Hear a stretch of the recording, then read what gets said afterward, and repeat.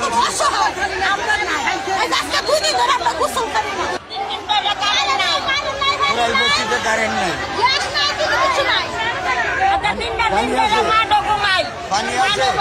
পানি আছে পানি নাই কারেন্ট নাই গ্যাস নাই কিছু নাই